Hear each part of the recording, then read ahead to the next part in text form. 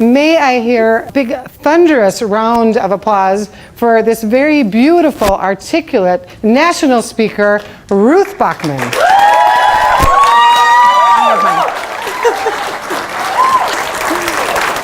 Thank you so much for that very warm welcome. Thank you for being here tonight. And for obvious reasons, I don't have a handheld mic. But I bet you've noticed something different about me. You know, people stare at me all the time. I catch them staring at me.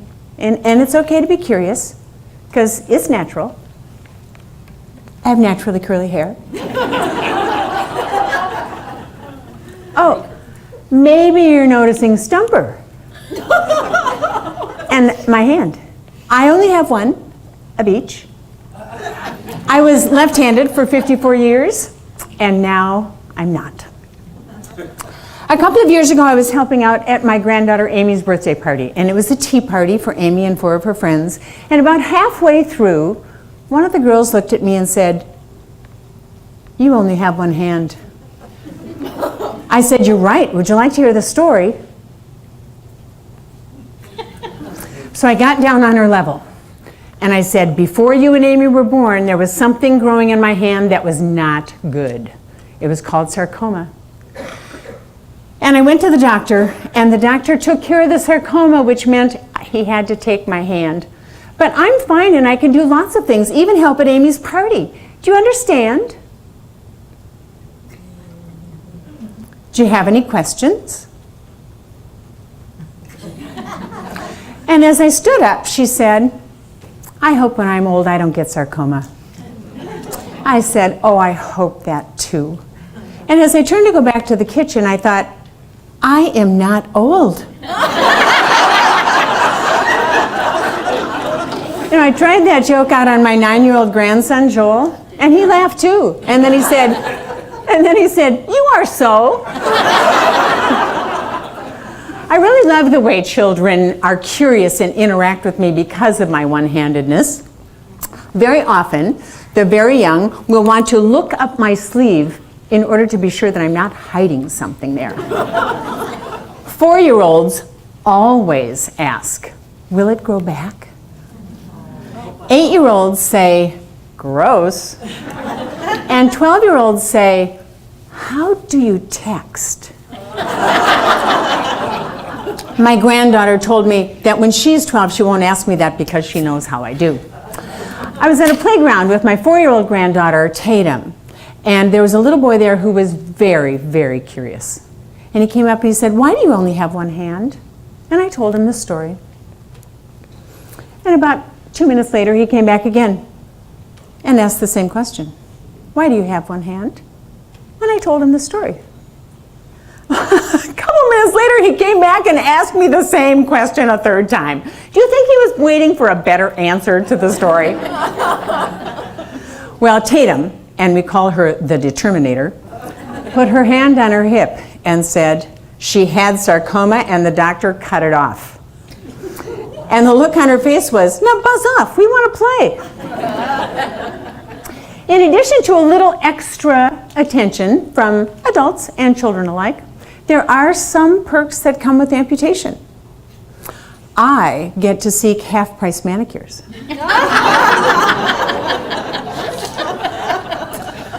I have only half as many age spots as other women my age. And I have not lost a pair of gloves in 12 years. But if you know anybody who'd like a perfect dozen left-hand gloves, you just let me know, because I've got them. Before chemotherapy, I was a drug virgin.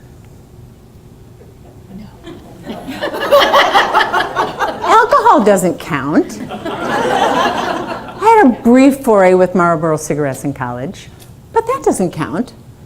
I was a drug virgin. Now, what I knew about chemotherapy is that you go into a clinic and they drip poison into your body for a couple of hours, and then you go home and throw up a lot. Well, that wasn't my experience, except for the throwing up. I actually was connected to a satchel carrying 2 pumps, battery-powered pumps with 3 bags of poison, and I carried that with me for a solid week, 24/7. courtesy of a double lumen Hickman that hung from my chest. It was heavy, like a bowling ball. I called it Brunswick. And it was very inconvenient in the shower. One of my chemotherapy drugs had hallucinogenic potential.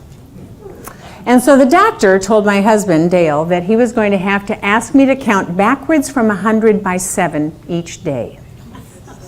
I can do that.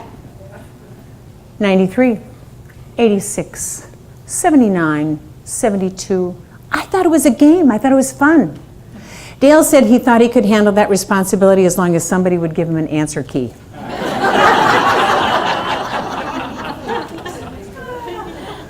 So at the end of my first treatment cycle, I actually felt great.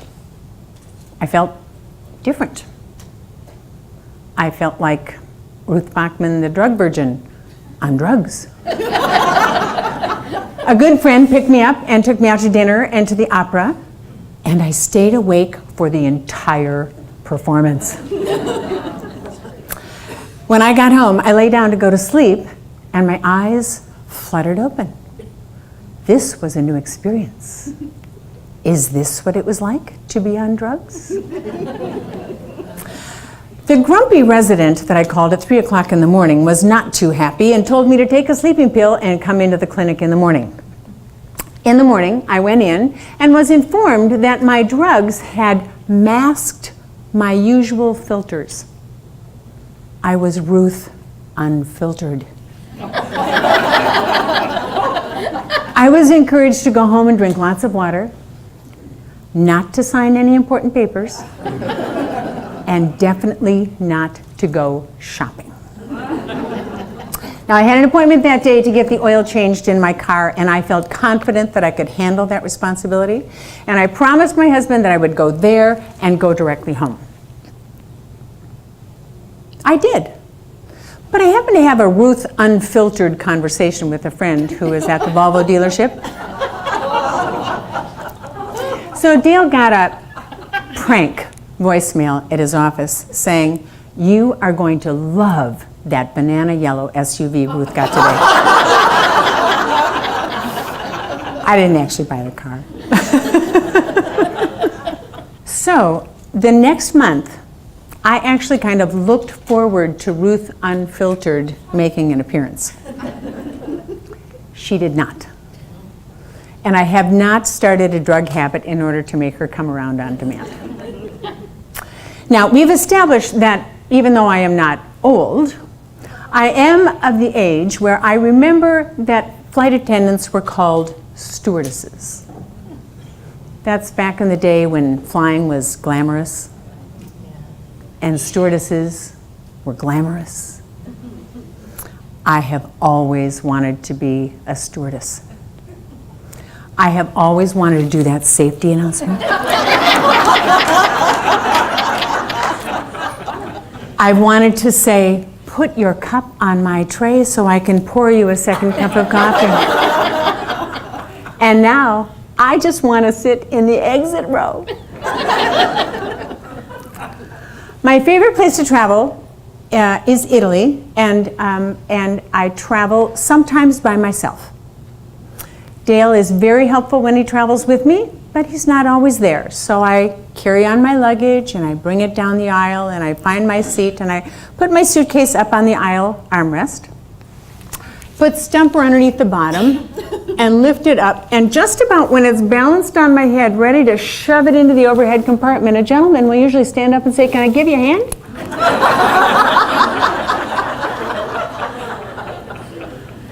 And of course, I have to remind him that it really isn't that easy.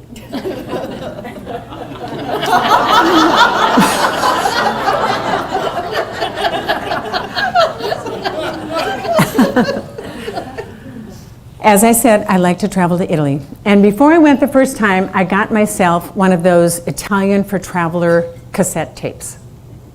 Yes, I am old enough to have used cassette tapes. I learned all of those common phrases like good morning and good afternoon and words like please and thank you. I learned questions that were important like dove è la toiletta? Or quanto costa questa? And my favorite is posso fargli una domanda? The problem is when you ask a question in Italian, they answer the question in Italian. My vocabulary is about on the level of a 4-year-old, and I believe that my proficiency is good enough to get myself into and out of trouble whenever I am there. You know, when you travel, you learn all kinds of things. And in Italy, dogs say bow bow. Baby chicks say pio pio. And roosters say kikeriki. Animals in Italy speak Italian. I wondered if they had listened to the same cassette tape that I had listened to before I went. I do love all things Italian. I love the wine, the food, the language, the wine, the people, the landscape, the wine.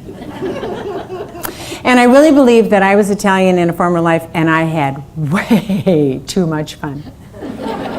And that's why I had to come back as a Swedish Minnesota Lutheran with naturally curly hair. That's my time. Thank you so much.